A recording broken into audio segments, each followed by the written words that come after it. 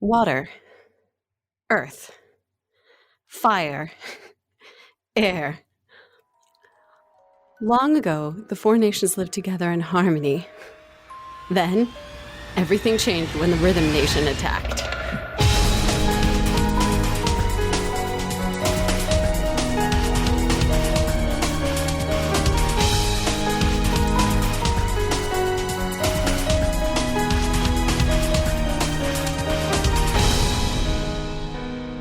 Hello and welcome to episode 74 of Rhythm Encounter, the RPG fan music podcast.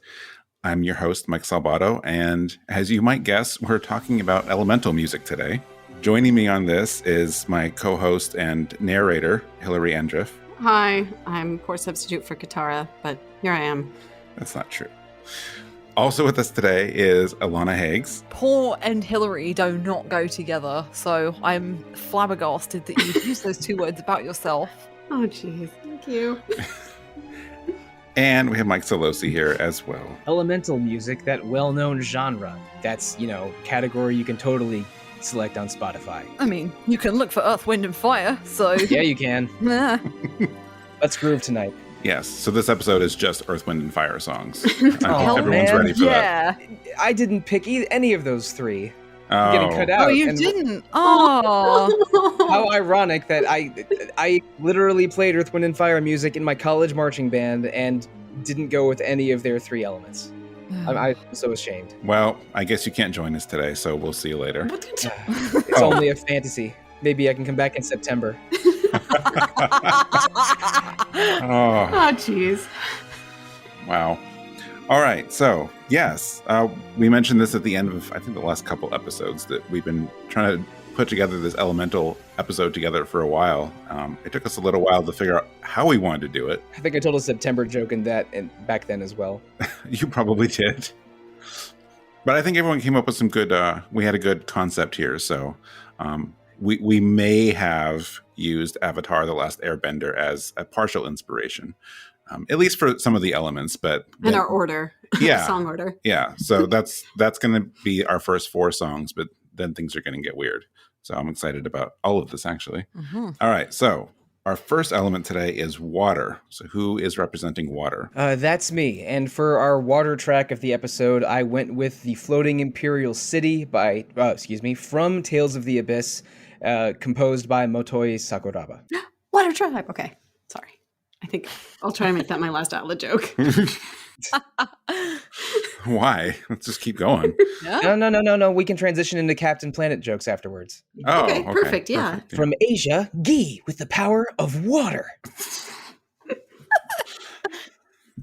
All right. Who has the power of Earth today? I have the power of Earth today, and my pick is amazingly the first pick we've ever had from this game on Rhythm Encounter. It is Few Paths Forbidden from the game formerly known as Seiken Densetsu 3, composed by Hiroki Kikuta. All right. Well, let's go listen to the Floating Imperial City and Few Paths Forbidden.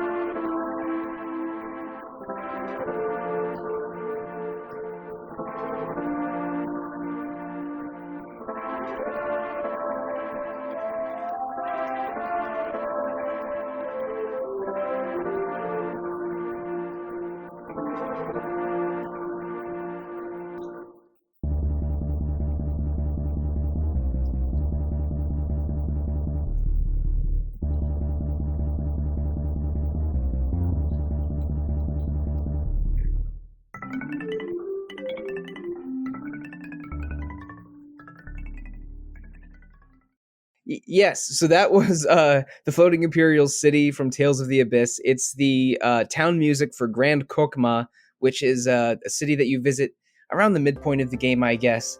And we were talking about this before recording, but I mentioned that Tales of the Abyss is a hellscape, and I would never actually want to live in that world.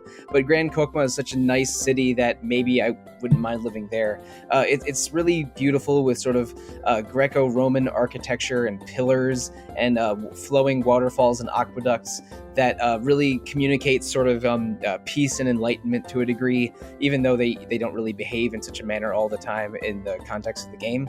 But this song and the vibe of Grand Kokma sort of just really communicates water and beauty to me in a way. It has these cascading harp and strings with a sort of a persistent one single toned drum sound. That's just it's upbeat without being aggressive, and it trades the melody between the different voices in a way that is just always sort of cool and interesting throughout. And just the way that the harp and strings, and I think later on wind instruments, it feels like waterfalls and babbling brooks in ways that I just love the whole time. And I love Tales of the Abyss. I love Grand Kokma. I love the Floating Imperial City.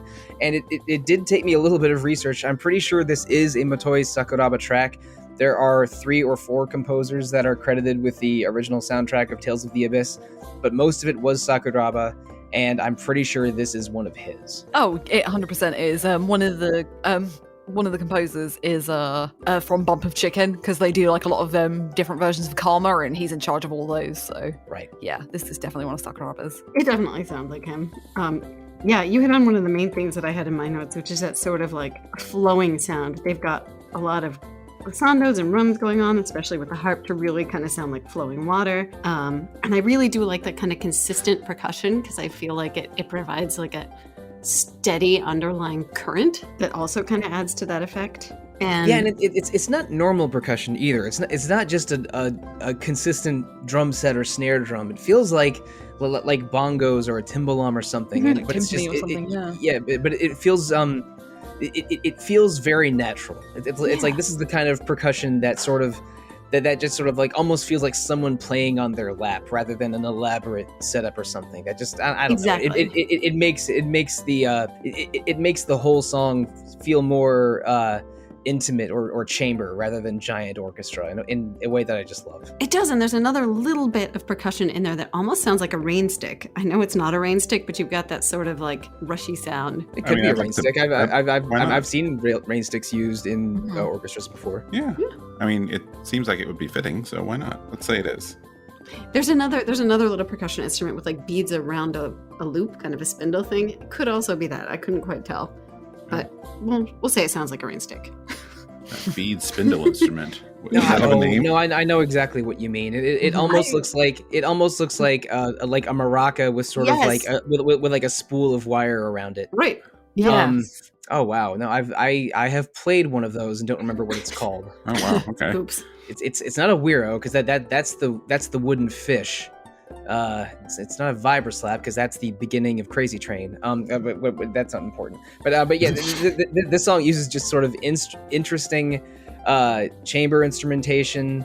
Feels like water, feels like flowing. I totally agree with you, Hilary. Yeah. Oh, okay, we're trying to find out what this instrument is now. Yep. Okay. I'll talk about the song then in the meantime. I can work on it. Don't worry. Okay. Anyway, I like the harp in this song. That is a harp, right? Or at least the thing that sounds like the harp. It's a kabasa, not the instrument you were saying. The bead. Yes, the bead thing is kabasa. And I found that now. You beat me to it by about 5 seconds, Hilary. Oh, very nice. But also, it's similar to a shikere, sure. A chain wrapped around a cylinder. Nice. Huh. Okay, you had me concerned there for a minute. I'm like, no, I think it's a harp. No, the instrument you're talking about is a harp. Okay, all right. Yeah. All right. I feel like I need to know more about certain instruments, but I thought I was right on that one. Yeah, I forgot where I was going with that. Anyway, I might as well say this here, because this is something I think about a lot when we have more. I'm not even sure how to describe this, but there's certain sounds we associate with different things in video games. Like we expect water areas to sound a certain way or snow areas to sound a certain way. And I always think that's pretty interesting that we associate certain sounds with elements or atmospheres or something like that. Like, so for me, water is like light and calming. And I think that's why this instrumentation, this style of music, like really works for this area. Not that I've been to the area or played the game, but like I get the vibe they're going for. It just sounds peaceful, and that comes through with the instruments they use, like the harp and the thing. The kabasa. Yeah, the kabasa. Kabasa, not kielbasa. That's different. That is delicious, but not an instrument. Yes. It is. If you're creative enough. Oh. Anyway, Alana, go on. Yeah. I was just gonna jump off on what you were saying. Really, it's kind of like peaceful party music is what I had.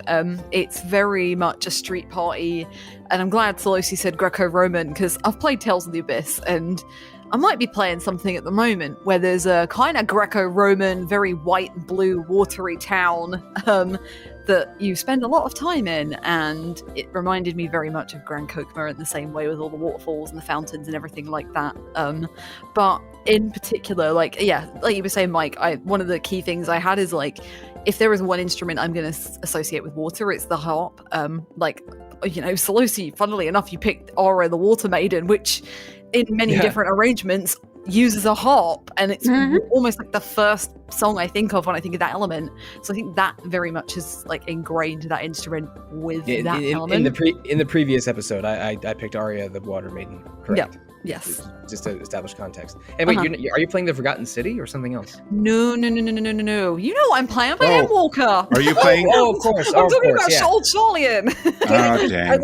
I don't know Endwalker, so I'm like, oh, the Forgotten City it takes place in a Greco-Roman water town. No, surely. Yep. That's my bad. Yeah. Isn't that the game that has like the free trial up to level 60 or something like that? Yeah, something like that. No, the Forgotten City is a former Skyrim mod, actually, that is now available on Steam in the Epic Store. Okay, so the Forgotten City doesn't have a free trial and does not include the expansion Heavensward. Correct. Oh, okay. Wow, I got my games mixed up.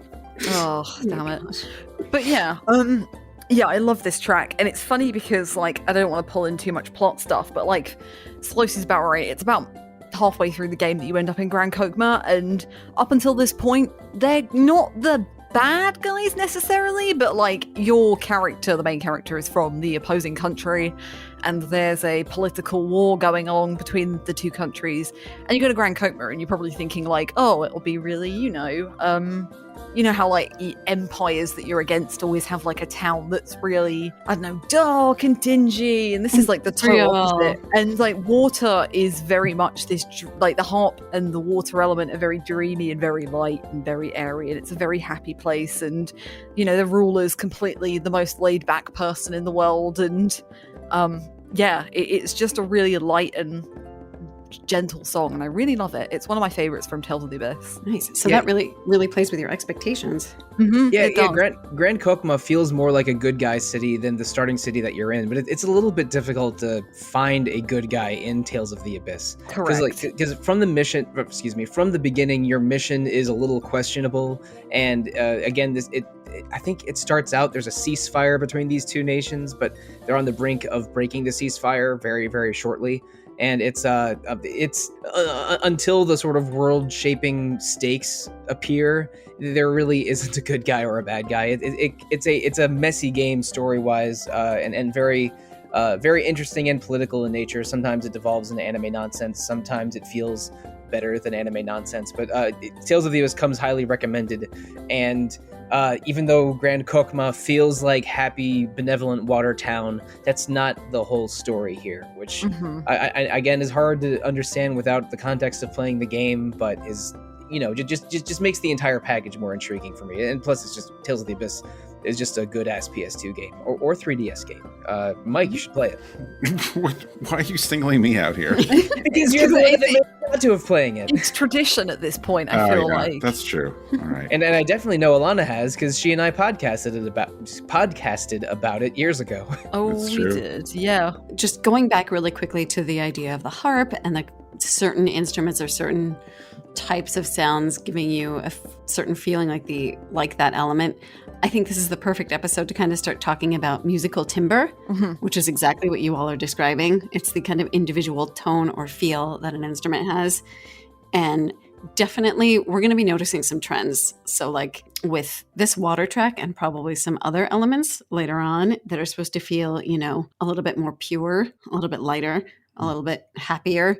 You're going to see instruments like piano, harp. Oh, I have some thoughts on instrumentation for the track we picked for Air, but we'll get to that later. Nice. Literally my favorite instrument of all time. But let's get to Earth Before Air. Let's do Earth Before Air. Yes. So Seiken Densetsu 3 and Few Paths Forbidden, and I think, to jump off of slightly what you were saying, Hilary, although take it to Kikuta directly, I don't think there's anything I associate more with Kikuta than good percussion, like an unusual percussion and unusual instruments as well. And I think this track from SD3 or Trials of Mana is really emblematic of a lot of sounds that I associate with Earth.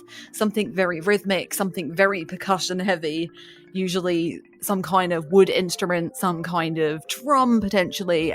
This one's got a snare throughout it. It's got a lot of heavy bass throughout it as well. It really pushes the Super Nintendo sound chip right to the very limits, and it's just a really, really cool track. So this plays in a couple of cave dungeons, but specifically the one I was thinking of is the dungeon where you get Gnome very early on in the game around the dwarf village. So yeah, I think that's synth percussion, and I think like the way that Kikuta manages to get like really different pitches of instrument and so many different sounding like drum sounds. Like there's the snare, there's the synth, there's the something that sounds a bit like a bongo or a timpani all throughout this track, and there's something like, I don't know, like a smacking sound throughout as well. Like it's almost like there's a little bit of a flute in there as well. So again, this is quite a light, upbeat melody, despite it being like a dungeon theme, but it's kind of like early game dungeon music. Like there's something very, very fun about it. But this flute and the drum together, they kind of like drive the melody of this song and like make it sound very upbeat. But I think what a lot of people notice in this song in particular is like the bass that drives through from about 120 onwards. It's very cool sounding when you play it on the Switch or the Super Famicom or wherever you play it. It doesn't quite come through in a lot of the recorded versions, but like it makes it sound like there's something not sinister necessarily, but when you like go adventuring in caves and stuff like that, and there might be like a werewolf around the corner, or there might be a slime or something, and there's something very much like the earth is kind of grumbling and rumbling underneath you, and it's just those like early tentative steps of adventure in these like caves. But it like another thing as well, I suppose it sounds like the dwarves themselves might be playing the music in that cave. Like there's something very immersive about it. Like, and I love the way as well that it echoes as again. So it's like, it really feels like that music's coming from inside the game. So it just really captures like everything that I love about Kikuta as a composer, like the way that he uses these different instruments and the way that he manages to capture these real different like sound fonts on the sound chip of the Super Nintendo is just fabulous, I think. So yeah, it's a really great one. This is pretty late in the Super Nintendo's life cycle. It's 1995, and it never came out worldwide until the remake in 2019, I guess. Or I should say the collection in 2019, then the remake in 2020. But you're right. This really pushes the sound chip of the Super Famicom, Super Nintendo, and just like the I'm not sure what wind instrument it is, but like when that flute-like instrument comes in, it just feels a cut above what a similar wind sound from the Super Nintendo might have been earlier, and with the persistent percussion, and then you get sort of a bass solo towards the end, and the maybe strings, maybe brass going dung dung dung dung dung. It's like all the different voices sound so good for 1995 Super Famicom on this song, and but you're right. It's that facsimile of a drum set with that those sort of heavy hits that maybe sound like a big armed dwarf hitting something with a hammer that sort of makes this track crunch a little bit. That makes it really sound like you're exploring a cave. Yeah, it's super dope. Crunchy is a good word to describe it. One other thing that I noticed that I thought was really neat is that with that wind instrument, there's sort of like a repeated melodic phrasing. So despite the fact that you've got all these drums and everything going, it kind of sounds steady, which is something I associate with Earth too. And I really like the way Kikuta did that, just kind of that repeating phrases. Yeah, I don't think it's a regular flute or shakuhachi or anything. It feels almost like a really low pan flute, but it's a very natural sounding wind instrument, and that just sounds great on this old hardware. Mm-hmm. Yep. Which I think pan would work best as well.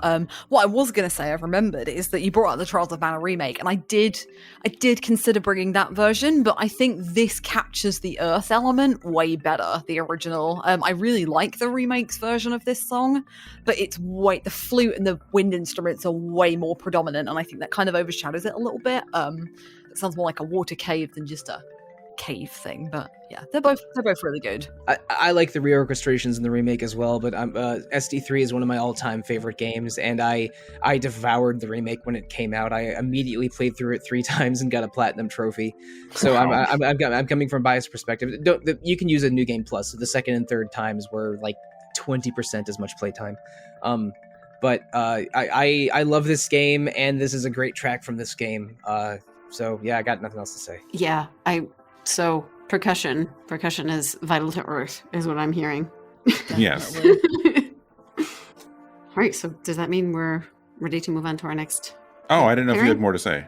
Okay. You- Yeah, we can move on. I wrote some notes, but everyone on the show who, all 4 of us anyway, know that I had some combination fever/chills last night, and I'm looking at my notes now, and I'm like, yeah, those were written in the middle of a fever.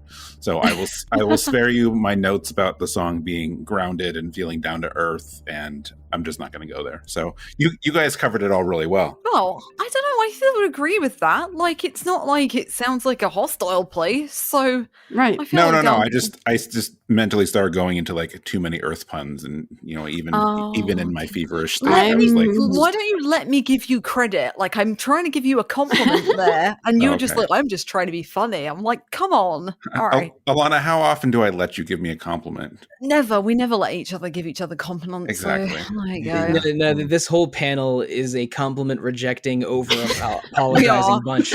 The chorus So- of rejected compliments. Yeah, but Mike.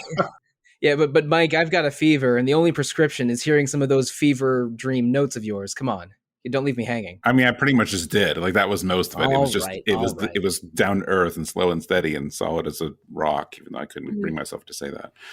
But yeah. He's not trying to do a bunch of Earth puns, but they just kept sprouting from his mind. Hey, look. No reading my notes. Fevers do that to you. Yeah. I don't know. My other notes are okay. I'm not sure what happened with that one. Don't worry, your reputation has not been soiled. Whoa. Wow. We still have a bunch of songs, so there's still time. Ha. Anyway. The next one's yours. Yes. In fact. Speaking of fevers, so the next element we're representing here is fire. And if I go off the track name on this album, it is 96-:RIP. I'm going to call it the day theme from Cauldros from Xenoblade Chronicles X. I'm not joking. Like, that's what that's apparently the track. I have done track organization from that soundtrack before for things like Music of the Year, and those track names get real weird. Oh, yeah. So I wasn't shocked to see 96-:RIP. No. Yep. Yeah. So, yeah, after that, we finally have our air song coming up. Yes. I'm very excited about it. It is probably my favorite version of Eternal Wind from Final Fantasy III. And it's the version from the Four Souls EP that came out on vinyl not too long ago. All right, let's go listen to 96-:RIP and the Eternal Wind.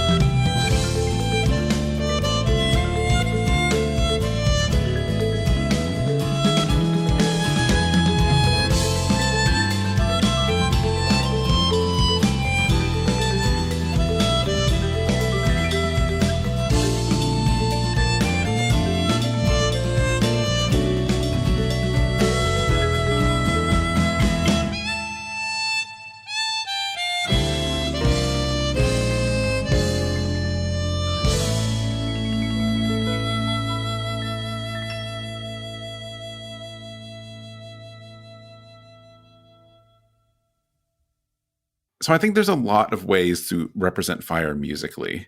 One of my other potential picks here, and actually I need to give credit to Alana for both of these because I had a moment where I was stumped on fire picks and you suggested two of them. The other one I was really close to going with was Barrel Volcano from Mario RPG. Uh-huh. And even though I didn't pick it, I'm going to mention it because it goes along with my thing where, fire can be represented different ways depending on like the vibe you're going for, the game is going for. So like Barrel Volcano has this steady, warm rhythm to it, but it still has this like bounciness and it's still a little happier, even though you're in a volcano.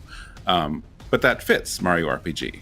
Cauldros, or 96-:RIP, goes in the complete other direction. Like it has this more dire, sound to it.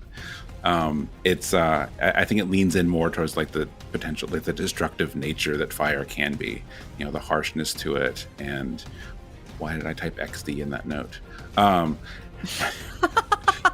think it's supposed to be tens. Yes, it can pose a danger that has to be taken seriously. But yeah, I think this, just the instrumentation here and like just the vibe of it really emphasizes that, because especially if you've played the game, like that area it's just all black and red, and it's pretty dangerous.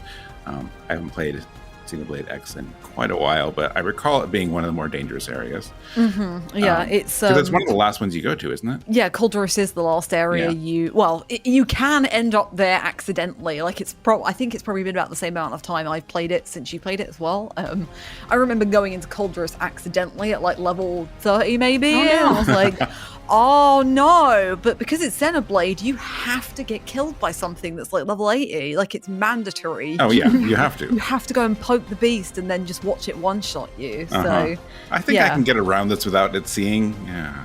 Oh no, I'll just walk straight into it. It's not even like trying to avoid it. But yeah, Cauldros, Xenoblade X has such a unique sound anyway, and I think like one of the things that really stood out to me, because there's like a desert area as well called Oblivia, which I was also like toying with for fire. And that's like really alid, and that is way more like normal desert music. Like there's something very fast-paced and very drum percussion-based again. But this has got like a really crunchy bit crunch sound throughout. Like it's like someone's like slamming down on a drum very, very loudly. Right. And it's like it starts off quite calm, but escalates very quickly. Like it's just like these little techie sounds. I don't really know how to describe them. Do you know what I mean? Like it's just a really slow beat, and then it just really quickly escalates and gets louder and louder and louder. It really like emphasizes how like, I don't know, it emphasizes kind of how hot that area is, if that makes sense. Like that sound to me, the like real crunchy sound that goes throughout the song, sounds like a volcano erupting, or like lava like shooting out or pulsing out of the ground.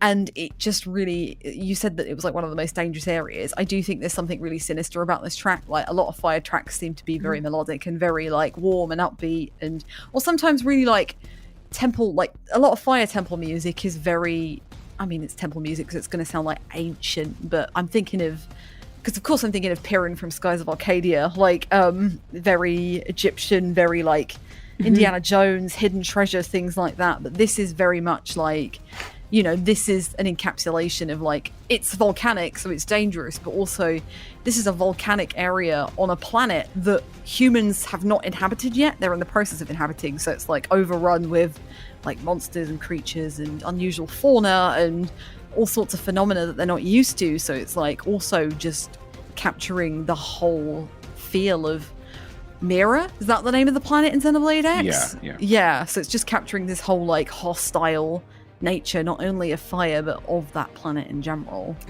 Yeah. This is not the Bolero of fire. It's not. It is not. I really like how they kind of build things up in this song, because definitely it does have a slower start, and I kind of noticed how like it's very rhythm heavy at first. It almost starts similarly to what you'd expect from kind of an Earth track, actually, but then it builds, and then you've got some strings, and it builds the intensity, and then it kind of cuts off near the middle to this industrial rhythm, and then just fades out to just that for a little bit. And then you've got this really loud descending run of notes, and then just a strong, loud melody. So it does kind of sound like explosions and like danger.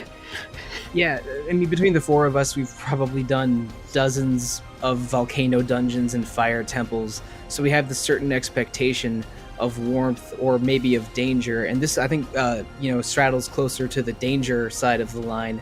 It's like almost a contrast to Alana's pick from before. That Seiken Densetsu 3 track just has very real sounding drums for 1995, and this game I haven't played Xenoblade Chronicles X Cross, but these are very deliberately electronic sounding percussion. Like there's they went for very harsh, very off percussion that makes you feel on edge a little bit. But it's a very powerful, very cool feeling, but that sort of electronica sound does pervade a lot of the Xenoblade Chronicles Cross soundtrack, and again, this feels like a dangerous techno volcano background track. Even though I don't know what Cauldros is like, because I have not played a single second of Xenoblade Chronicles Cross. I never owned a Wii U Switch port when. But but this is dope. Yeah, there is lots of like, not laboratories, but like there's a lot of like metallic structures where they're trying to like siphon materials, I think, if I remember rightly, and lots of brimstone and lots of lava. So it's like extremely, it's just not a place you want to be, basically.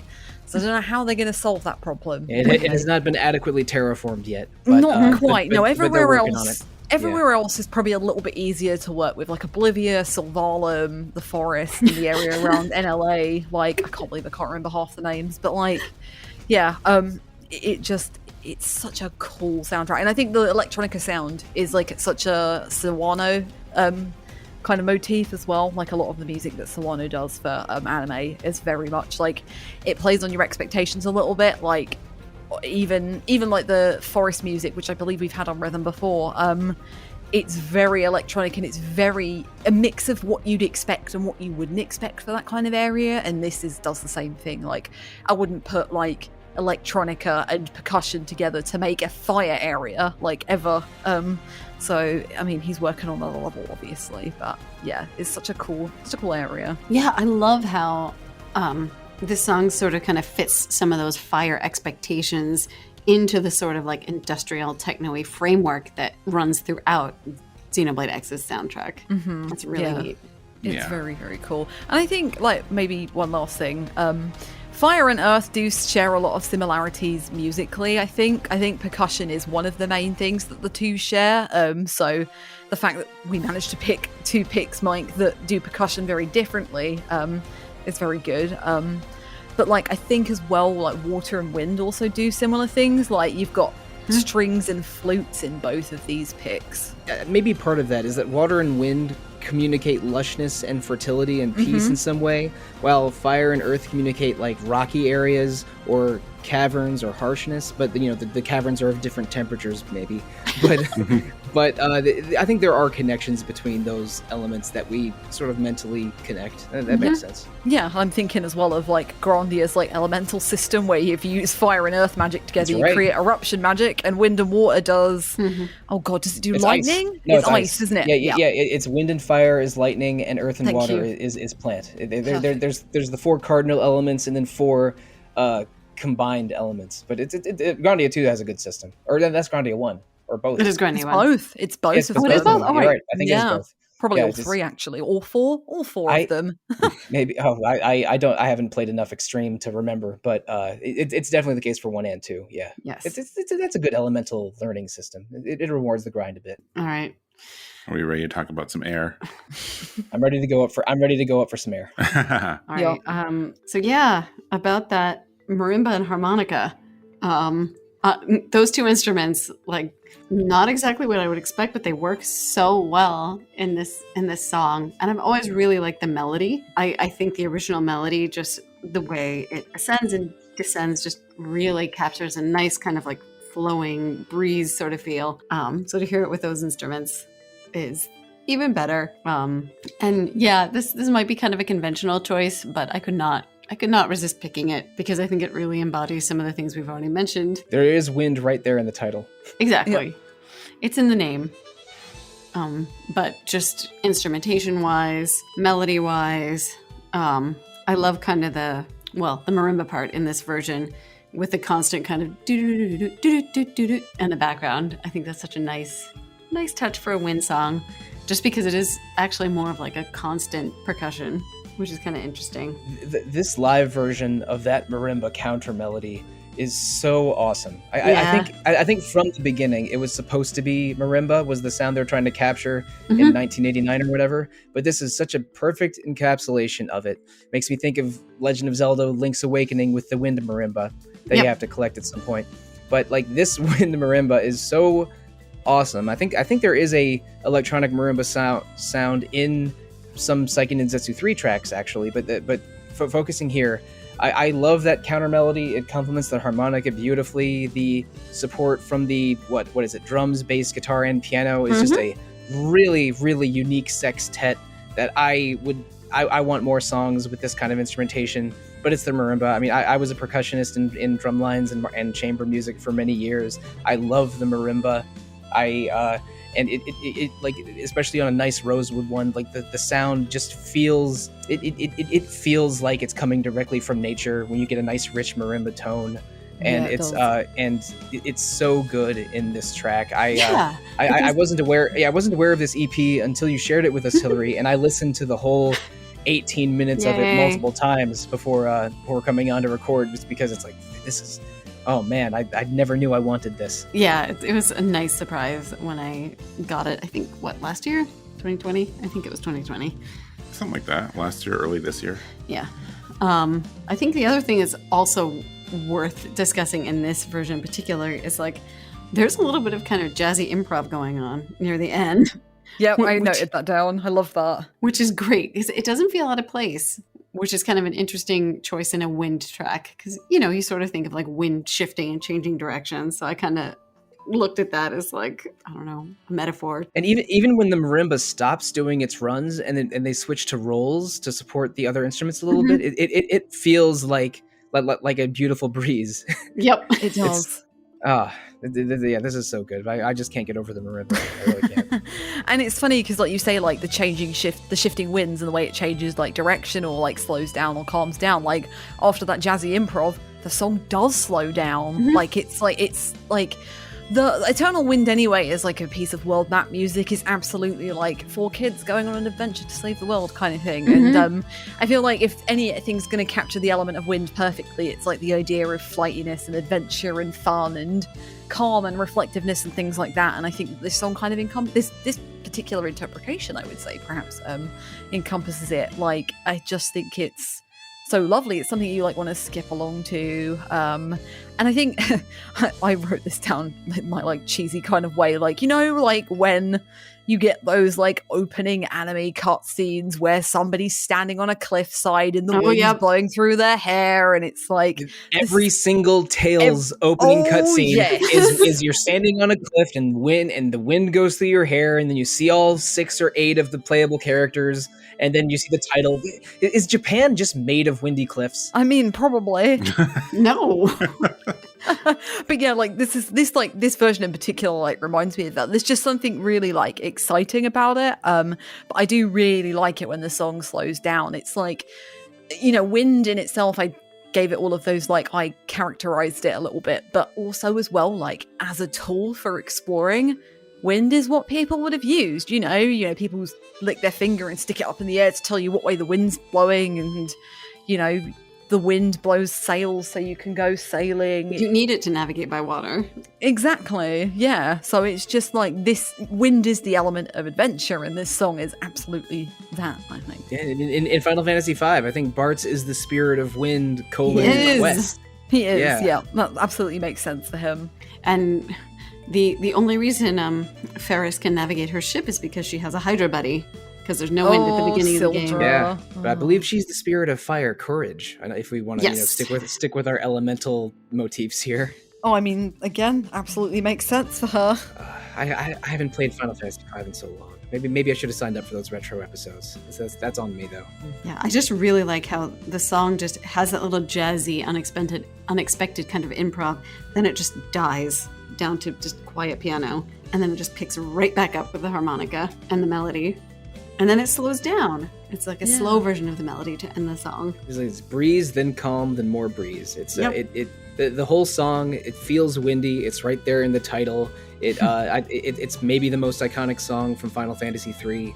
It's and this is a really incredible arrangement of it. I still can't get over the fact that it took until episode 73 of the show to have Final Fantasy III. Right. You know, we don't, you know, if I have the choice, like we try to keep a variety going here. That's why we have our list of like what's been on the show and what hasn't. So normally I would have not said like we probably shouldn't have a song from the same game back to back, but given that 3 has been so weirdly unrepresented, I thought it was a good choice. I mean, like if we're going to bring Eternal Wind on at any point, like this is a good time to do it.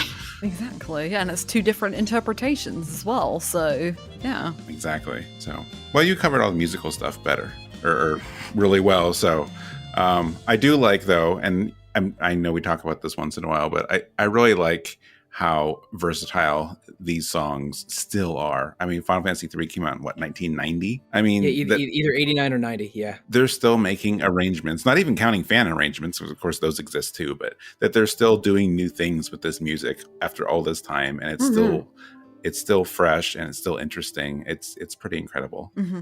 Shadowbringers certainly brought a new meaning to Eternal Wind for me. But I think this came up last episode, or it came up recently. I forgot who said it. Sollosi, if it was you, then I apologize. But I like this version. Some other ones that, you know, these songs, because they were always meant to loop, didn't actually have an ending to them. So I really like the way this one wraps up. It has a nice sense of finality to it. I think that might have been Jono in the previous episode. Okay, but yeah, sounds right. But yeah, it's games in the NES era were designed to have a 45-second loop, if not much longer. But the modern arrangements making modern changes is it totally fits and is done really well a lot of the time. Mm-hmm. It is just the very simple.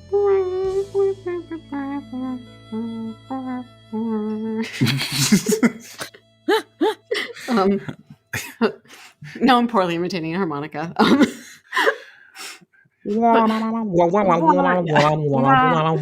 my god! Okay. Thank you.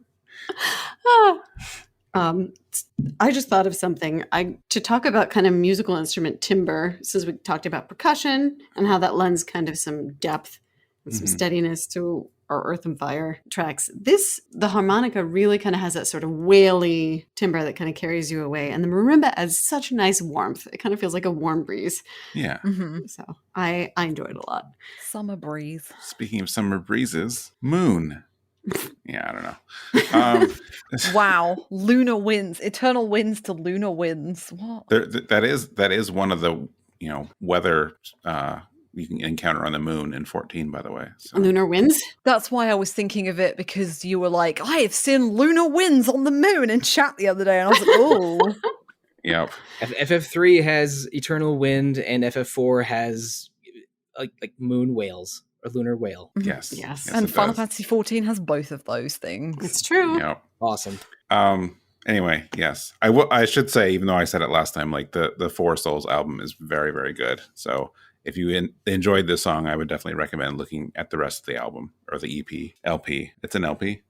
LPs are longer. It's 6 tracks, so usually LP limited play, EP extended play is, I don't know, 6 could be either of those. I'm not sure.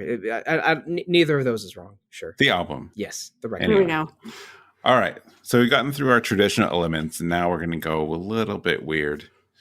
I'm really looking forward to the last block, because Sollosi is going to have to explain how his element is an element, which is going to be fun. But before we get to that, Hilary has our first element of the second half of the show. Yes, this is our Moonlight block. So my element is Moon. And I have chosen movement 5, Moon, from a lovely little album called 7 Songs for 7th Saga. And it's for cello, and it's arranged by a wonderful cellist named Sebastian Freij. I think is how you pronounce it. Yeah. Mm-hmm. It might be Freij if he's Nordic, but I would not presume to guess. Yeah. I really love that your representation for Moon is a song literally titled Moon. Yeah. That's perfect. I'm being literal. It's a 7 song album, and the 7 runes in 7th Saga are in the names of each of the tracks, and there is a moon rune in that game, so that's okay. why that's where it comes from. Perfect. Yes. So after that, I picked a song to represent the element of light, and I went with Flowers Blooming in the Church from Final Fantasy VII, although it's the Final Fantasy VII remake version, which I think is just really, really pretty. So, all right, let's go listen to Moon and Flowers Blooming in the Church.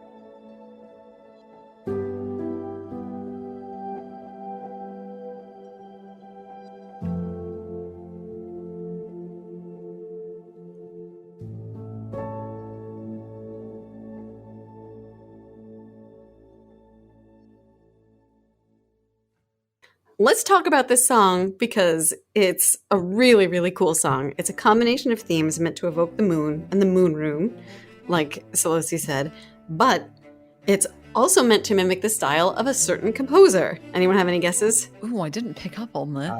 I wish I had thought ahead like this, but no, I don't have a guess. Bela Bartok and his folk melodies. Yeah. Yeah, I can hear it. As a fellow Hungarian, I'm embarrassed. No need. It's okay. I read it in the liner notes. I'm not sure whether I would or would not have picked up on it, but it's got that really cool kind of melodic phrasing. It feels kind of like a folk dance. It also has distinct movements. You've got the really lovely kind of graceful beginning where the melody, I almost want to describe it as kind of like arching, and then it cuts to the more dramatic middle section, which is a lot more kind of percussive and gritty. And I kind of likened it to like phases of the moon, which I thought was really cool. Like I could see the first one being kind of like a full or near full moon, just kind of pretty. And then the midsection maybe being a new moon or like clouds coming in, something like that. But I just really liked it. And if you want to talk about musical timbre, I would argue that cello, I've played cello, probably my favorite instrument as far as timbre is concerned. People usually describe it as sounding, soulful, maybe a little sad, rich. It just has some overtones that are actually, as far as instruments go, a little bit closer to the human voice, which is another reason like a lot of people like it timbre-wise, interestingly.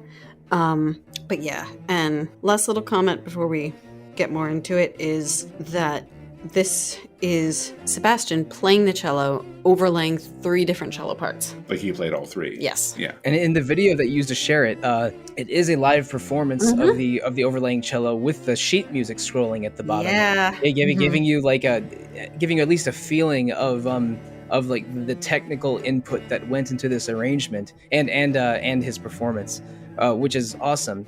And Hilary, the adjective I would choose for the timbre of a cello is probably stately.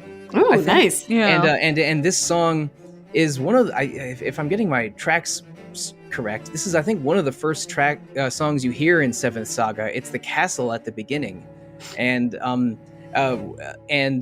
it feels stately, like you're maybe walking through a hallway that's so huge and ornate that you can't help but like look around at the walls as you walk. And it's beautifully suited to cello.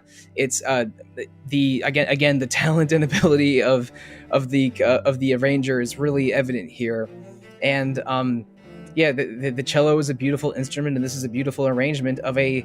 I don't know if we've done many Seventh Saga songs on the podcast before, but it's one of my sort of pet games on the Super Nintendo. Like whenever I find someone else that has played the damn thing, I get real excited. Yeah. It's like this is a game that like I love talking about, but I don't recommend because the North American version's kind of broken. It's like maybe you should try to find a hack that adjusts to the Japanese difficulty level, where the level scaling is more gentle. But it's a really cool game in concept that felt ahead of its time, and the soundtrack is real solid. And this is again, I think the original version is a little brassier, but this cello version is fantastic. It is, and voices, I think, in terms of the cello, like I suppose that's why it's one of the key parts of a string quartet, which we've described all the times on this show as like a conversation between 4 instruments or 4 musicians, right? And I think that's the impression I got from certainly the video. All of those 7 tracks on that album, from an OC remix album, where and all of them have got an accompanying video of Sebastian playing each of those songs. So like if you're going to go and listen to the songs, then I'd recommend putting the video on as well, because like he's got a real artistry with the cello. I think it's really beautiful and really calming to watch him play it, because he really understands the source material. Because like I've never played Seventh Saga, I have no idea where this song plays. I didn't think it played on the moon. I was like, does this play on the moon kind of thing?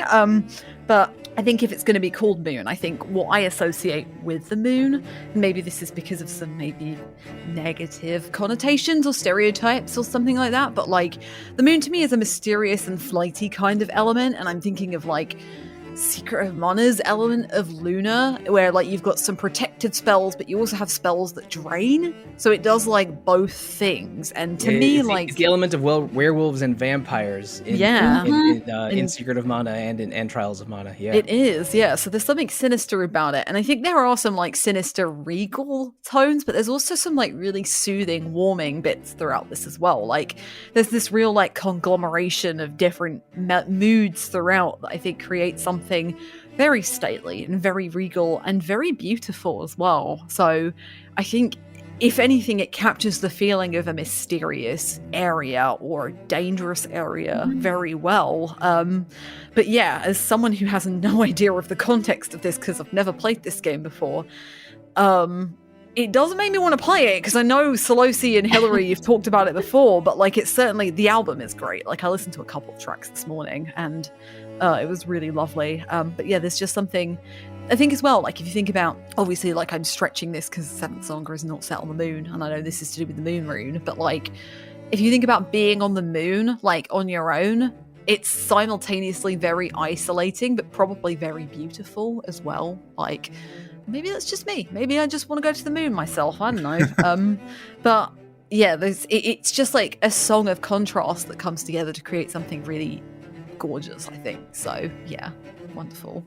Just one last bit on this game about and my somewhat conflicted feelings on it. I think this is a great game to play for the first 45 minutes. Like it is totally worth it to like seek it out, even if it's via less than legal means. Just play the first hour or so just to get an idea of what it is, and then never play it again. Because around the 1/3 or 1/2 mark, there is a really unfair sort of gameplay wall. Yep. And then a really awful grind that follows it that I can't recommend. But like because this is a game where at the very beginning you choose one of 7 main characters, and then a mysterious king named Lamille tells you to find the 7 runes, and then it's sort of open-ended from there. But like seeing how the different characters are and the weird gameplay innovations this game has, like I think it's the first game with a mini map that I've ever even heard of. And you can see encounters on the mini map. It's an odd one.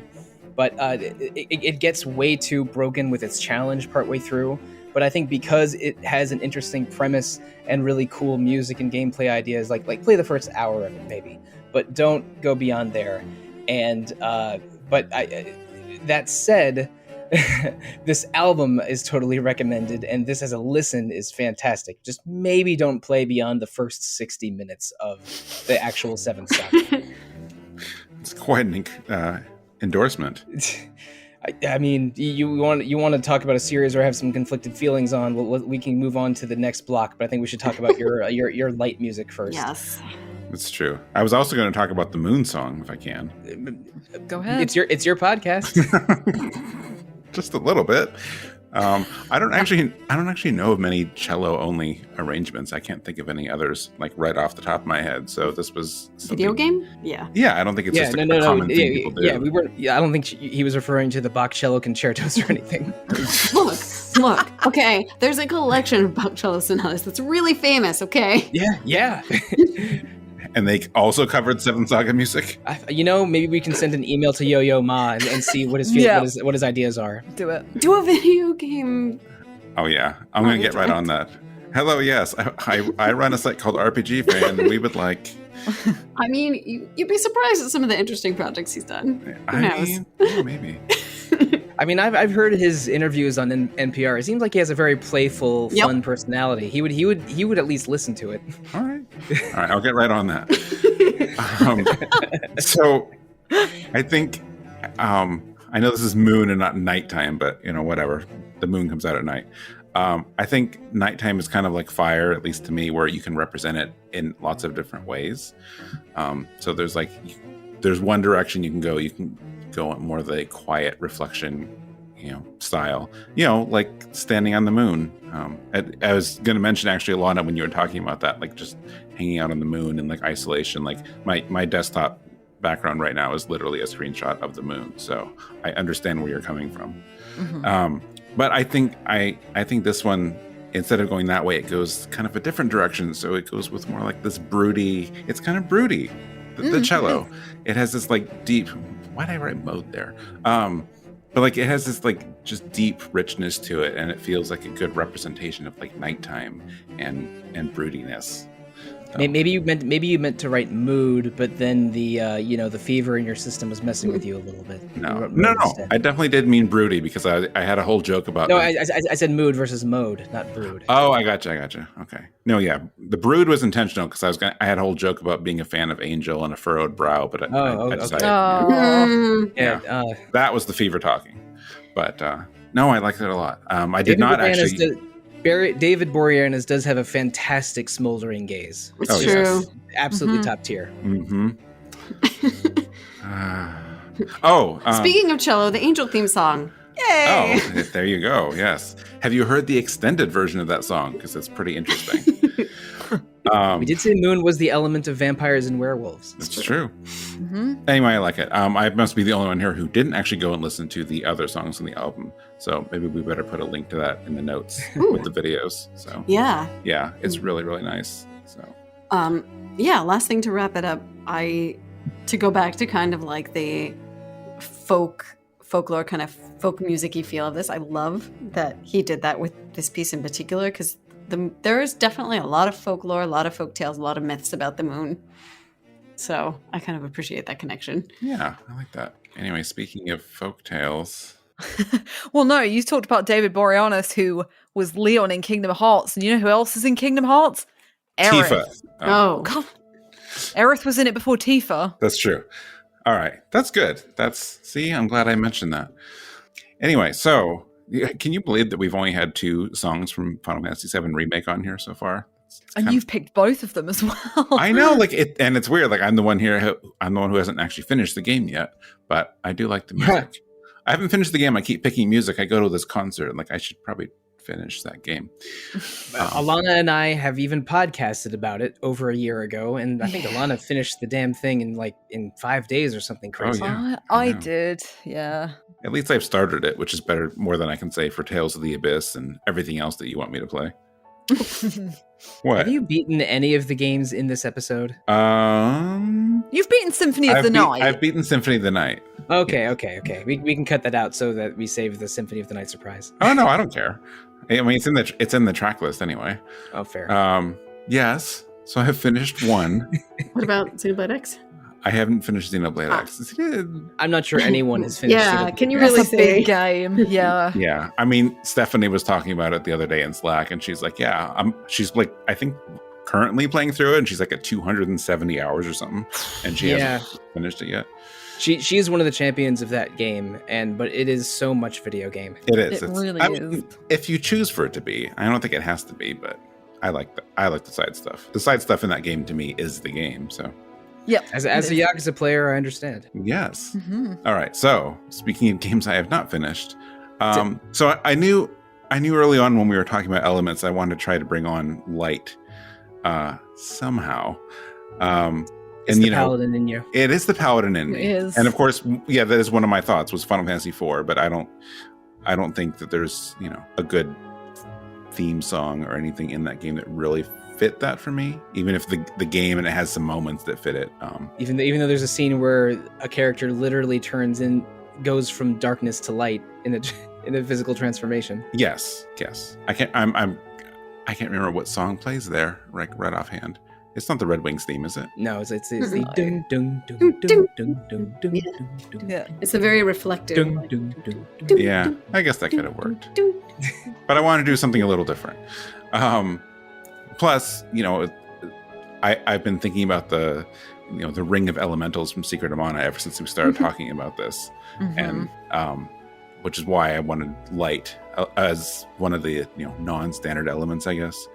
And I think I keep visualizing and thinking about the elementals from that game because that game left a real big impression on me as a young Mike. And yes, I have finished the game. Multiple times actually, and it might also be because we have like magnetic bead art of all 8 of them on the side of our fridge, so I see them every day. So bad. I know. But yeah, so for me, I guess I shouldn't say for me because this is probably just how it is, but like light is an element of purity and goodness. So yes, I did think about my favorite paladins. besides myself, I guess, in 14. So my last two, I was down between either Flame's Grace from Octopath Traveler, which has nothing to do with the Paladin, but it did have that sound, that like light, peaceful, like pure sound to it. So I almost did that. But I ended up going with this because I can't think of, well, one, we haven't had enough remake music on here, but I also can't think of light or purity or that kind of thing without thinking of Aerith and the church. And it's just the visual of that. I mean, you know, decades later, like still, like, you know, it's impossible to forget, at least for me. Like, it's the only thing like that in that entire area. Like, it's the only light. These flowers is the only thing like growing. And I think that's a really good representation of that, because, you know, what else is there? Like, as soon as you step out of that church, like, it's just like all those other parts of around there in Midgard, it's like, it's just dingy and dark, and it's like it's not a happy place, I guess. But right there in that church with those flowers, yeah. So that's why I ended up going with this one. I think it works really well for that. And of course, the music, of course, like has that sound.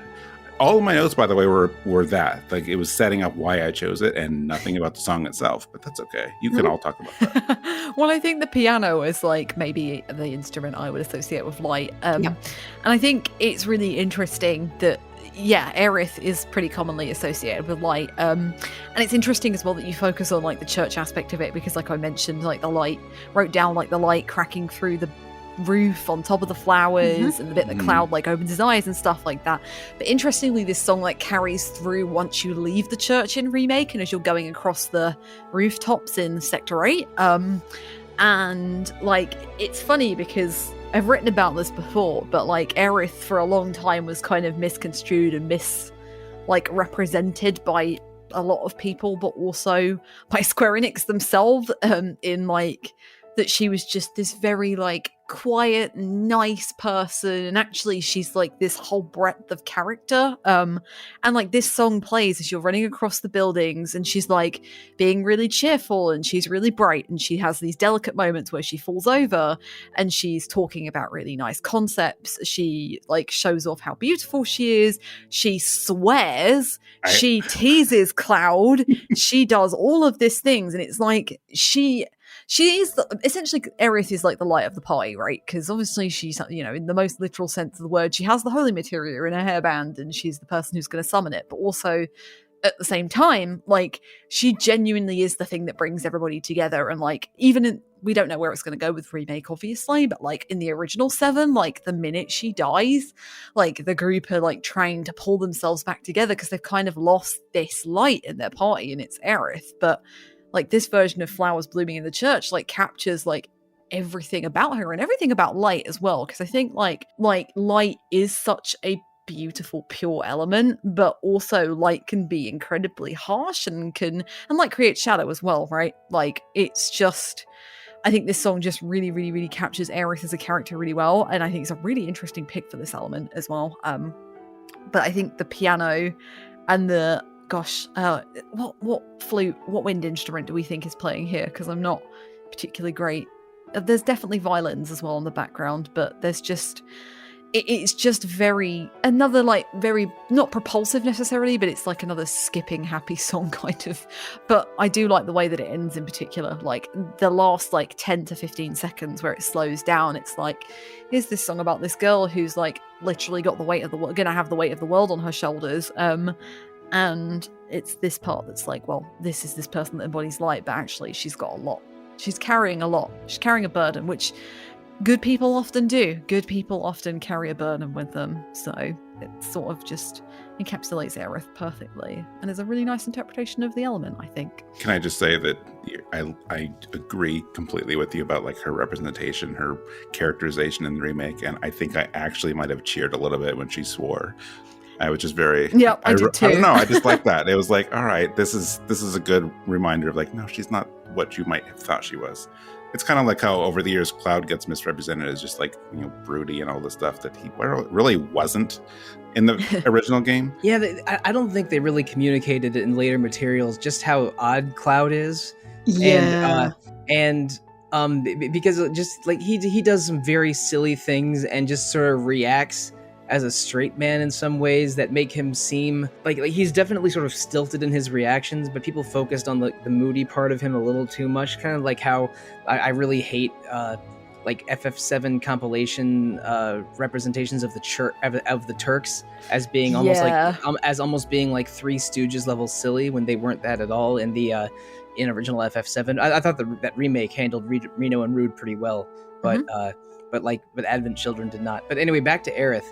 She definitely has a sunny personality, but was never like a sort of pure maiden of light. Exactly. No. Like she's like she is.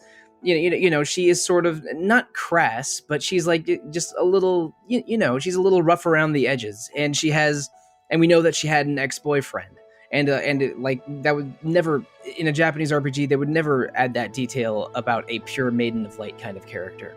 So that is true.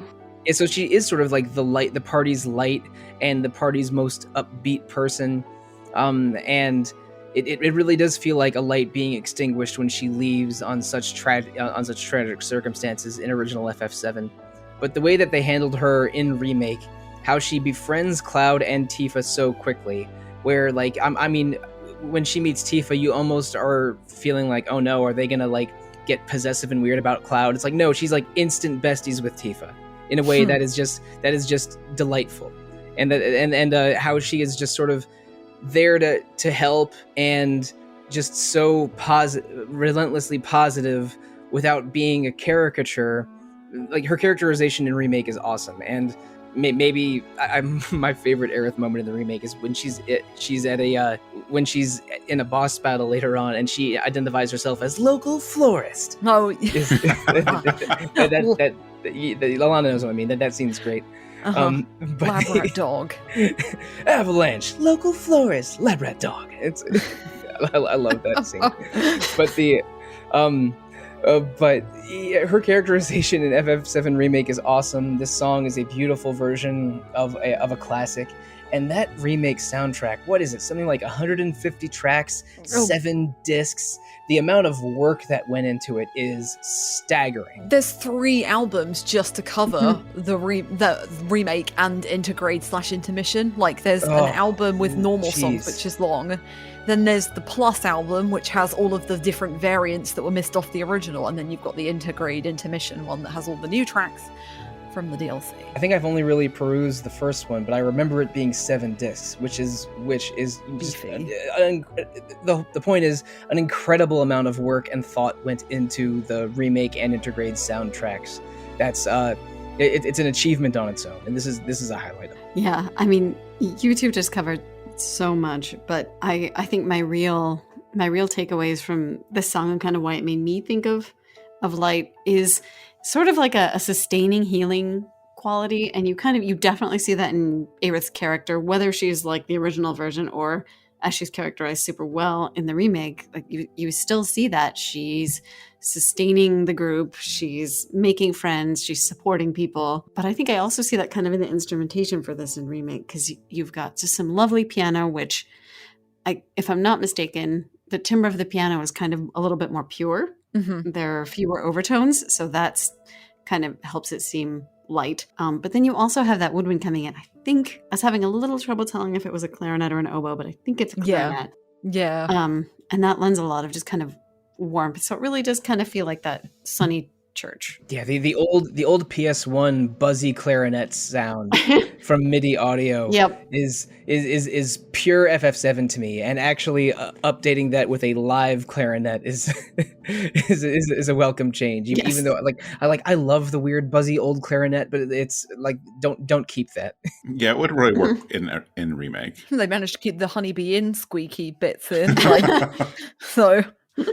Can we do an entire episode that's just playing the honeybee in sequence from remake? Because that was maybe the most jaw-dropping scene of 2020 to me, and in the same year of Hades and 13 Sentinels and because of Like a Dragon, honeybee in stands out. Well, you got a karaoke episode potentially, so you know. Oh man. Stand up. Oh boy, they did stand up at the concert, and I was so excited. They did in London as well. Yeah, it was fantastic. So good. Yeah. Right. But back to flowers blooming in the church. Yes. I also think one thing is notable, like this, if you take this melody and you change the instrumentation a little bit, you get something very different and maybe something we think of as like less associated with the light element, which is Aerith's theme, which is dramatic and sad. Mm-hmm. So I think another part of this I want to point out is the kind of underlying piano part really in this, because that's the big difference between the two. And I think that really kind of lends something and makes it feel a little more affiliated with its element Yeah. in this Definitely. version. Mm-hmm. Definitely. Yeah, Yeah, there's a lot of versions of Aerith's theme in remake soundtrack. There's got to be at least 5 or 6, and they all capture a different mood or a different element. And yeah, I think it's just how soft the piano is as well. Like it almost sounds like she's picking the flowers or touching them to me whenever those piano notes hit. So yeah, this is definitely the light version of it, I would say. I guess I picked okay then. Mm-hmm. You did. All right. So for our last block, we have 2 more non-standard elements. So Sollosi, what is our first one? We're breaking the cycle of the Secret of Mana element wheel here. For my second choice, I went with Dragon element, and any Pokemon or Monster Hunter player knows where I'm coming from here. Mhm. The track is the Silver Winged Star Valstrax from Monster Hunter Generations Ultimate. Good choice. And then Alana, you also have a non-standard one here. I do, yeah, with a maybe non-standard pick. So if you've listened to it and you don't have any idea where this plays, you're probably like, what? So I mean, if you know Castlevania, you can probably make an educated guess. But my pick is for the element of time, and my song is "The Tragic Prince" from Castlevania Symphony of the Night. I feel called out. You are being called out, Mike. It's fine. All right. Well, at least I'm feeling it like legitimately. All right, let's go listen to Silver Winged Star, Valstrax, and the Tragic Prince. It's dragon time.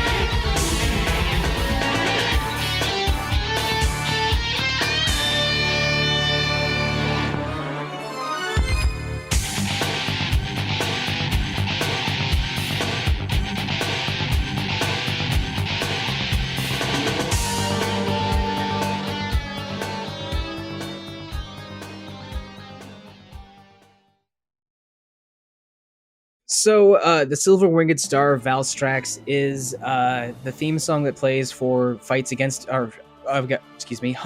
Valstrax, the signature monster of Monster Hunter Generations Ultimate, which was the last 3DS Monster Hunter game that had a I'm getting my systems mixed up. That had a Switch port a couple years later. So if you own a Switch and want to play Monster Hunter on it, your best bets are either that or Monster Hunter Rise. Both come recommended, but let's not get into that. Valstrax is a dragon that has wings that have dragon fire streaming out of the ends of the wings like a jet engine. It has it has a sort of a shrieking dragon fire vibe to it. It flies through the sky like a comet and crashes down on hunters in huge explosions. The comet dive is a one-hit kill a lot of the time, so you better get used to to dodging or guarding against that.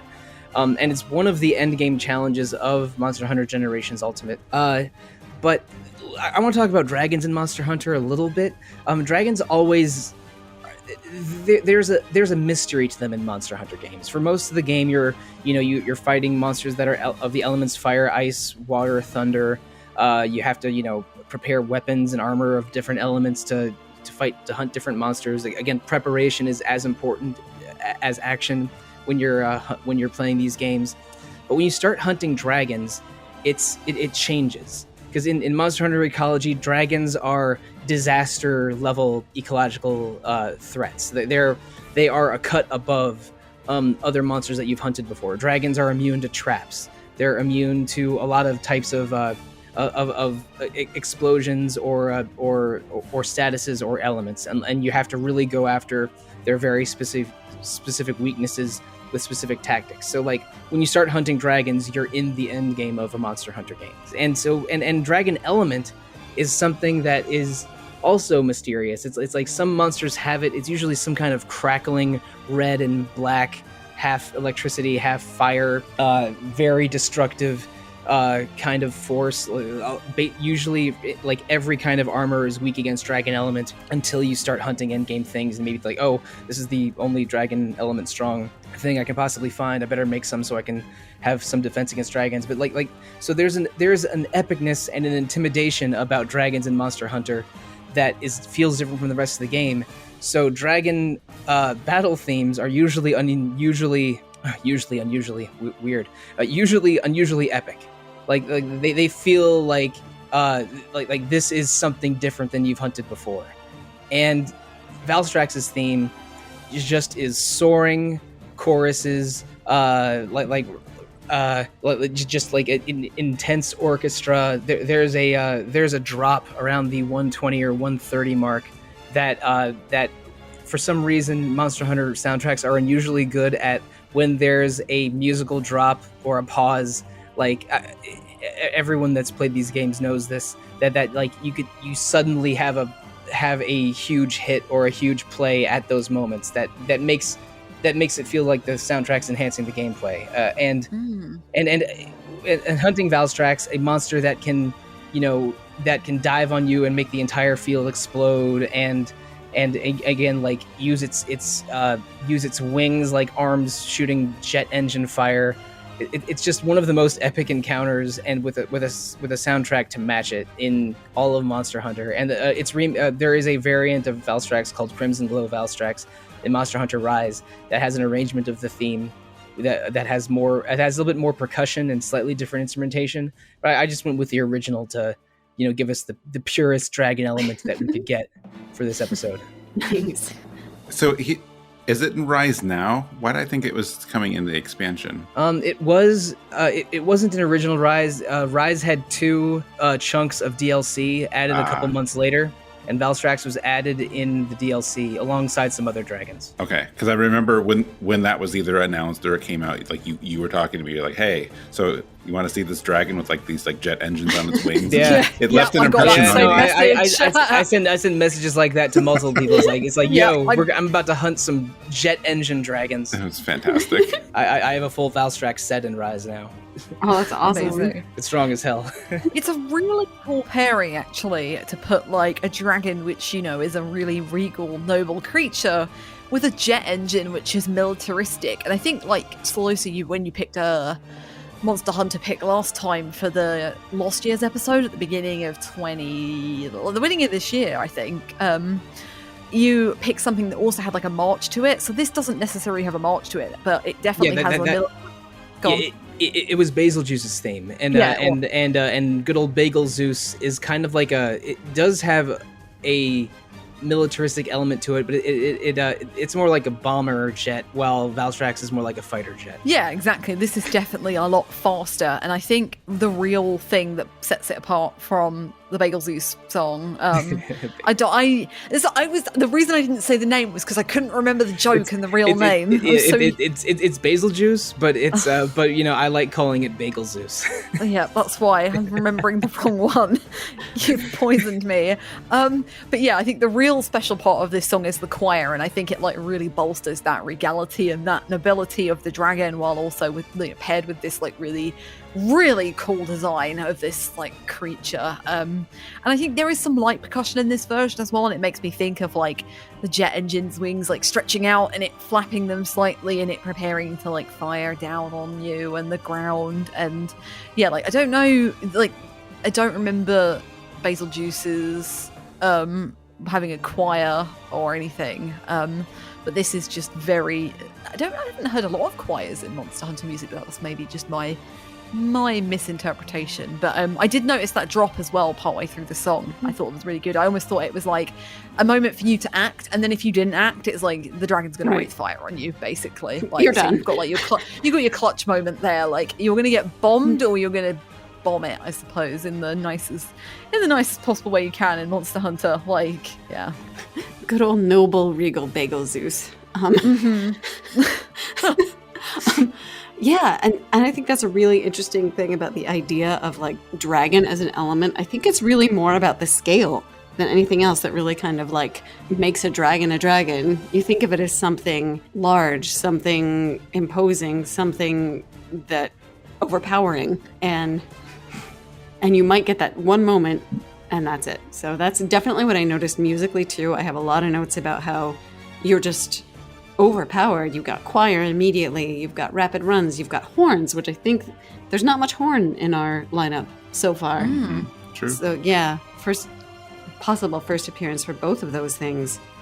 But dragons also kind of a little bit of the suggestion that maybe they're unknowable. There's something you can't quite predict or understand, or they're ancient. It's usually something going on with them too. So yeah. Yes, that is definitely true of Monster Hunter dragons. Like a lot of the time, like the quest description will be like, "This is the first sighting of a Valstrax in hundreds of years. We don't know what it's capable of. You need it, blah blah blah blah blah." And then you hunt literally dozens of them to try and get the armor. So it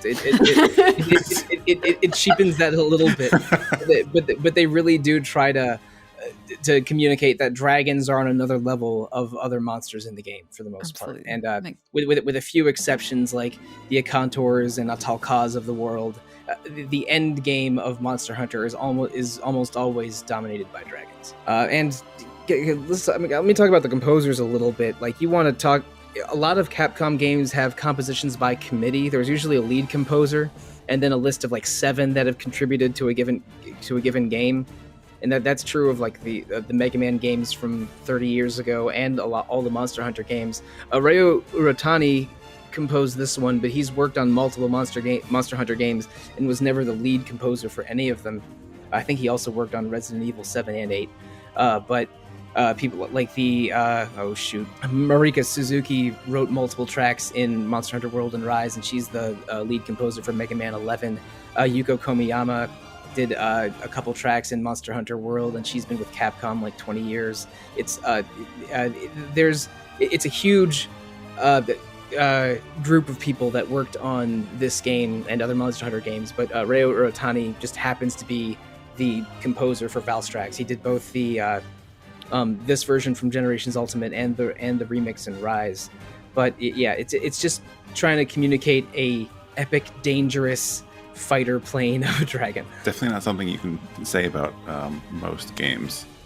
when talking about dragons. Nope. Yeah. Dragons are a very unusual, special thing in Monster Hunter, and Valstrax is sort of the signature dragon of this particular Monster Hunter game, which is, it's before Monster Hunter World, so it's definitely old, weird Monster Hunter with segmented zones and a lot fewer conveniences for the player. But if you want to play old Monster Hunter, Generations Ultimate is about as good as it gets. Nice. All right. Time. I was thinking, how do you segue? Like, I don't know. I usually leave that to smarter people. Yeah, my pick is very weird. I understand, like, time and Castlevania are not, like, two things you would associate with each other.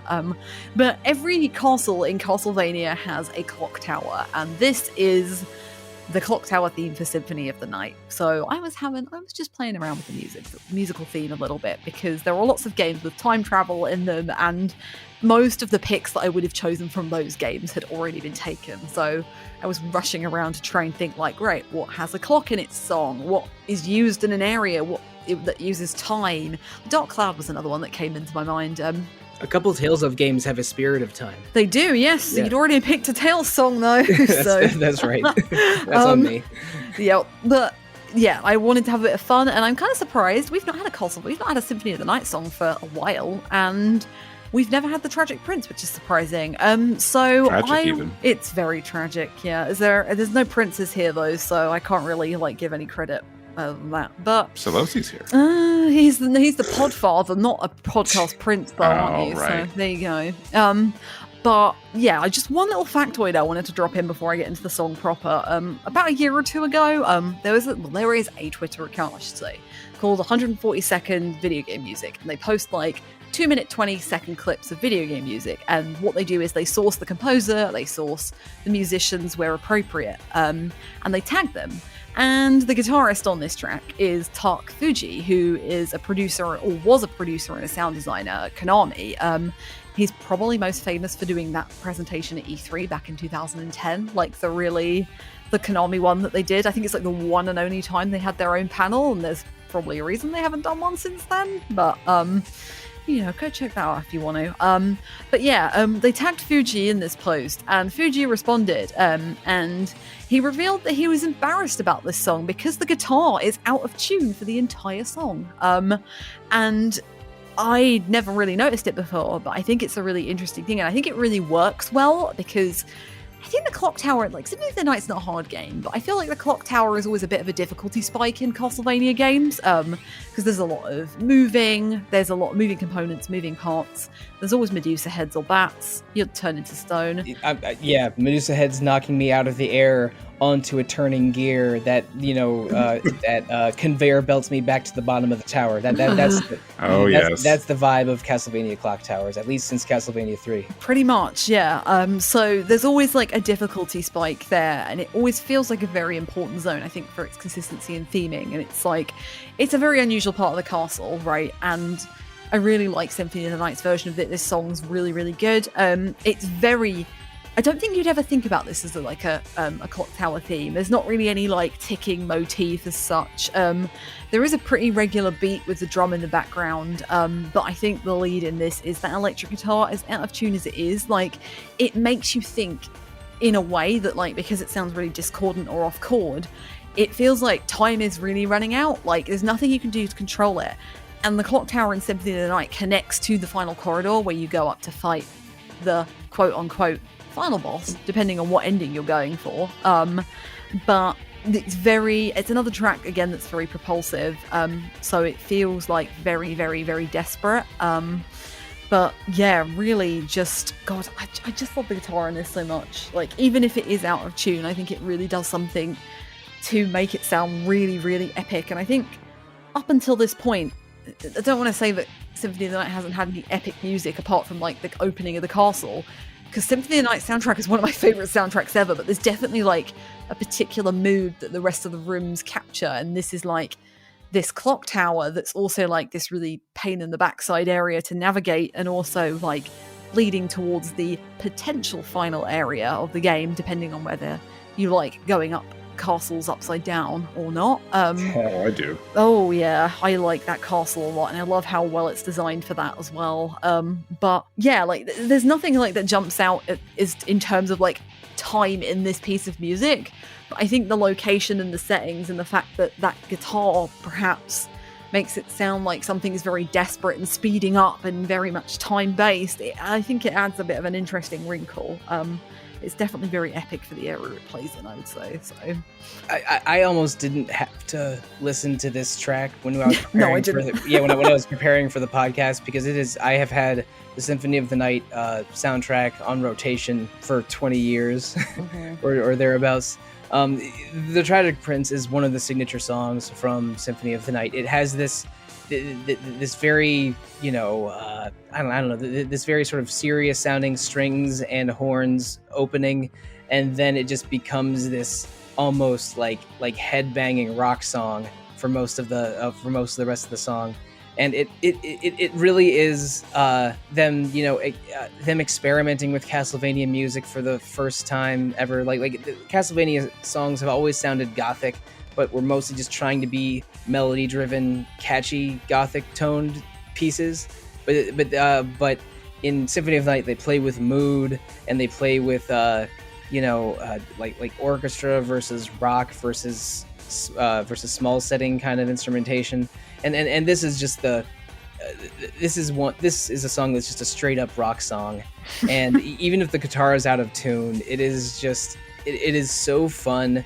But like maybe it's the mistuned guitar, but it's like slightly harsh and slightly off in a way that makes this new part of the game dangerous, because it's basically the ramparts part of the castle and the clock tower. Yeah, pretty much. And again, depending on where you are in the game, it's sort of on the way to a final boss-ish confrontation. So it again, like there's Medusa heads and bats and axe armors and like charging horsemen at you. I can hear the Valhalla Horse Knights. I can also hear those skeleton heads that their mouths like open and their like teeth like chatter. Yeah. and you've turned into your bat form and you're trying to get to the tallest tower, but there's Medusa heads and those skeletons and those skulls getting in your way. I like going into the bat because it looks like the bat wings are flapping in time with the drum. I think it's really cute. Yeah. With my little pink cape, like peach Alucard. Yeah. Depending on the color of your cape, it'll match the wings of the bat. So if you have the rainbow cape on, you can have an iridescent or a purple or pink bat. That's pretty great. But God, Symphony of the Night is such a strange game, but is just like feels so. It's wonderful. Like, it's so wonderful and so important for the direction of the franchise that I can hardly believe it exists. But the Tragic Prince is awesome. Oh yeah, I think to jump on the Gothic thing very quickly. Like I think this song does still capture like the pathos of Gothic music. Like obviously Alucard at this point is trying to figure out what's going on with his father or the castle, because his father should be dead, and Richter has gone missing. So, and I mean, Alucard is a tragic prince. Like, you know, his mother was crucified, burnt to death, and his father and him kind of hate each other, and he's just woken up from I make this sound really casual, but he's just woken up from a very long sleep, and now he has to find out that his dad's like screwing around, or someone's trying to resurrect his dad, and yeah, he's been through a lot, let's put it that way. Time is not of the essence, let's just put it that way. How many years is it between Trevor and Richter? Is it around 400 or so?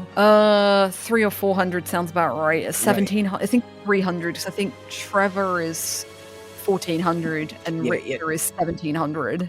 And Trevor's before Simon and Richter's after Simon, but I don't remember the exact interval. I'd have to check a timeline. But the Castlevania timeline gets weird. But the Castlevania timeline is maybe as bad as the Zelda timeline. Let's not go into that. Yeah, good idea. But it is like Symphony of the Night is such a celebration of what Castlevania is, and the soundtrack is deliberately staying true to Castlevania while experimenting with Castlevania. Michiru Yamane is a genius. I love her. Yeah, I agree. And just coming in as someone who's maybe spent a bit less time playing Symphony of the Night than the rest of the panel, I noticed some kind of cool things musically. Like I definitely agree with what Alana was saying about the guitar. Something is kind of like off and kind of like panicked about it. And part of that could be the fact that it's out of tune, but it does kind of feel like maybe time's running out. And that combined with the way that like the guitar and the strings and other instruments swap parts, it sort of had this like weird, like, what is time? What is happening?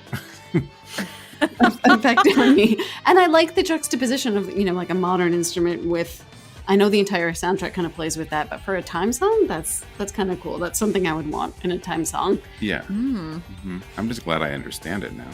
Why it's a time song. I was just having fun, like I said. Like time is one of the coolest elements, and like it's true. I could have done.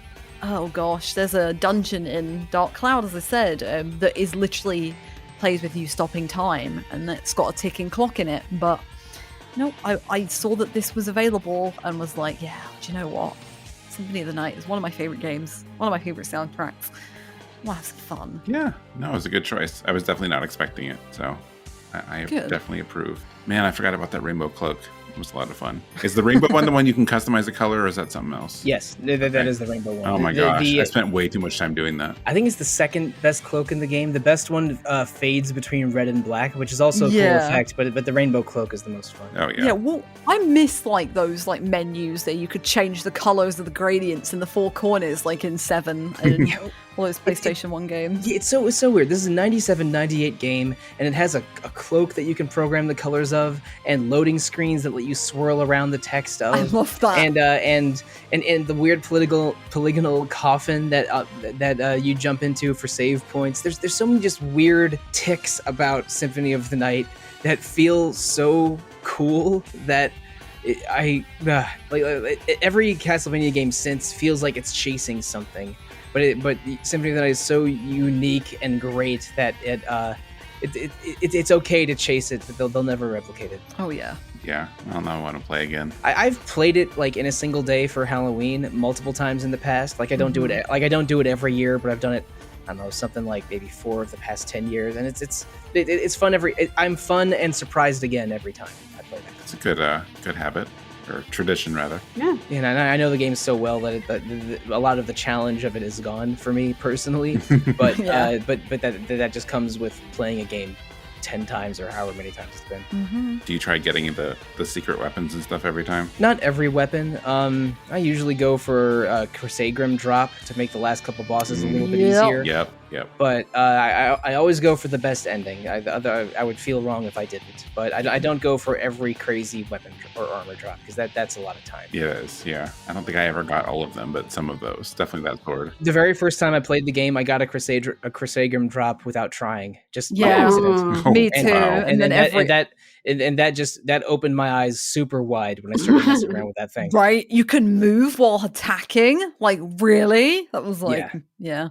Alucard Shield and Shield Rod and Crusadegrim are the 2 easiest ways to break that game, and it is fun every time. Oh, yeah. That's so lucky. Like, I don't know offhand what the drop rate is, but I know it's not good for that thing. I think it's 1 out of 128, but it's rough, yeah. Oh, it's just like Pooh's sword in Earthbound.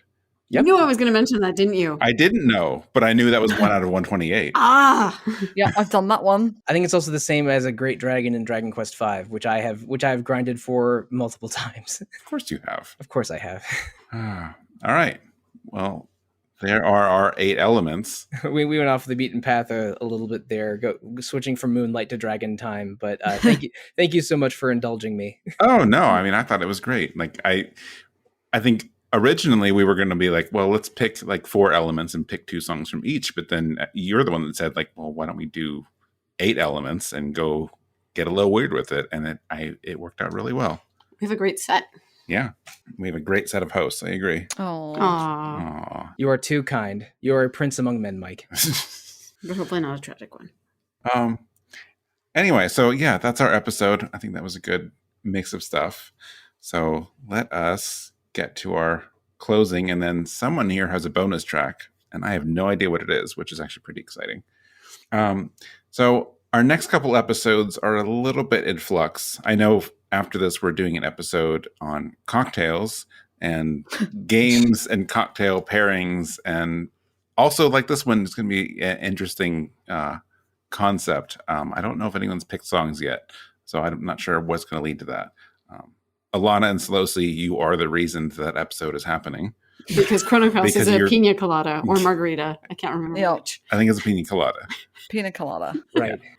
So I imagine that might be one of the pairings, but as for the other, 5 songs, don't know. So that'll be coming out in a couple of weeks. In theory, we might be doing an episode on the Final Fantasy Pixel remasters after that, but it really depends on when Final Fantasy VI comes out.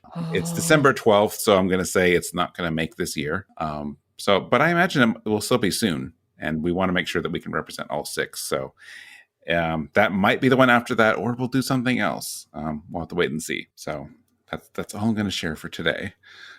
If you like this episode, or if you have feedback, if you want to get in touch with us, you can email us at music@rpgfan.com. So let us know what you think, if you have ideas for topics, or what your favorite element is. Make sure you check out the episode track list on rpgfan.com. That will be in your show notes, and then there's a link to places to buy these albums or listen to them, at least the ones that are still available. And if you want to contact me specifically, for me, email is the best way. I'm mike@rpgfan.com. And what's the best way for people to get in touch with you, Hilary? I'm going to say Discord. I'm EP Fire there. Okay. And Alana. I am probably best to find on Twitter. I am at Alana Hagues there, or I'm Alana on Discord. Well, that's easy enough. And Sollosi. For me, Twitter is probably the best way. I am at The Real Monsoon most of the time, at Evoker for Dogs other times, and on RPG Fans Discord, I am Monsoon Mike. And I'm also the showrunner for the Retro Encounter podcast. If you want to contact me about Retro Encounter things, you can email retro@rpgfan.com. Hey, that saves me some time on my next part here. So yes, if you enjoyed this episode, please also check out our other podcasts. We have our general RPG podcast, Random Encounter. We have that comes out every alternating week with Rhythm Encounter on Mondays, and then every Thursday is Retro Encounter. And I'm still going to recommend listening to Phoenix Edge, even though Phoenix Edge hasn't had an episode lately, but I know they're getting back into it soon. So they're also an affiliate podcast with us. So they put out a good podcast on YouTube. So hopefully by the time this comes out, they'll have another episode out. If you enjoyed this episode, please follow and subscribe and leave us a review and all of that stuff on Apple Podcasts, Google Podcasts, wherever it is you're listening. We appreciate that. So, all right, then now we're at the very end here. So, Alana, you have a bonus track for us, right? I do, yeah. Maybe one of the more obvious off elements is darkness that we didn't cover. So I wanted to do that. I toyed with ice as well because, it's winter and this is the last episode of Rhythm Encounter in 2021. So I was like, we can have a nice wintry song. But no, I decided to go with something sad. So I picked a first for the show, Stairway to Gehenna from The Legend of Heroes Trails in the Sky the Third. This is a song that plays when you're in hell. So essentially, a lot of stuff happens in Trails the Third. It's very much a character study on one particular character. And it goes into a lot of their positions, a lot of their feelings, a lot of their grief throughout their life. And the times this plays in particular that I remember really well is like, it seems to really capture the real darkness and pain in this character's heart. So I'm sort of, again, stretching the definition of darkness here, like I was stretching the definition of time a little bit, or playing with the theme a little bit. But I think it works here because you literally are running through hell in this chapter, and you are fighting off all of these past memories of what this character's been through and what they've done. And it's really sad and really, really dark. And Trail in the Sky the Third is a really, really dark game. If you've ever played it, if someone says Star Door 15 to you, then you absolutely know where this place goes. Star Door 15 is shocking almost. But yeah, it's a real good encapsulation of darkness. It captures the darkness of human hearts, and it captures the darkness and the pain that people feel when they've done bad things or when they're suffering and struggling. So in a way, I'm taking darkness as kind of a metaphor, I suppose, but also I think it's a particularly difficult element, kind of like light, to capture. I think there's always something like broody and moody about it, but this kind of captures like the sadness of it. So here you go. There's your first Trails in the Sky, the third pick for the show, and I hope everyone likes it as a bit of an introduction to this kind of very brilliant and very sad and very interesting game. I have not played Trails Third yet. I've played the first two, and I've played a few of the Cold Steel games, but I have an idea of who this character might be. You do. And I am going to try and play Trails Third in 2022 in advance of the Crossbell duology getting localized officially. So I am excited to hear this song and play that game maybe very soon. I'm thinking early 2022 for this one. So yeah, I'm going to look this up on YouTube right now. Yeah, I'm glad you found yet another element to add to our mix. So I'm looking forward to listening to it as well. Good. So, all right. And yeah, I'm also really happy that we get to, end the year on a song from a game that we've never had on the show before. I'm sorry that it's a sad track, but I guess that's on brand for me. So there you go. Yeah, that's true. I mean, at the same time, it's also kind of beautiful that the first and last episode of Rhythm Encounter for 2021 involved discussions of Bagel Zeus. So, it balances out. There you I'm go. happy about that. That's true. All right. So, all the elements are in balance. Yes. Yep. All right. Well, let's go listen to that. And, thank you all of you for being here. And thank you everyone for listening. And we'll see you in 2022. Thanks for having us.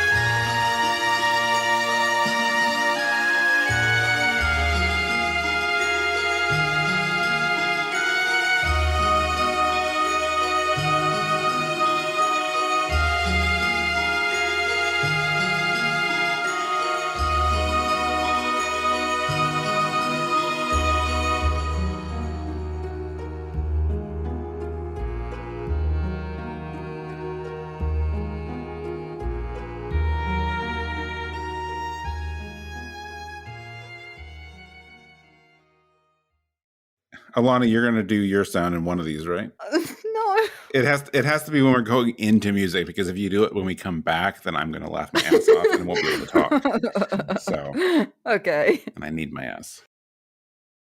What? What? Okay. Well, if I laughed it off. Jono, Right. No, it just took me an extra second to decode that. Yeah, all right. Jono, put that one at the end. No, don't do that. Yes. Outtake. I'm going to clip that one just for me then.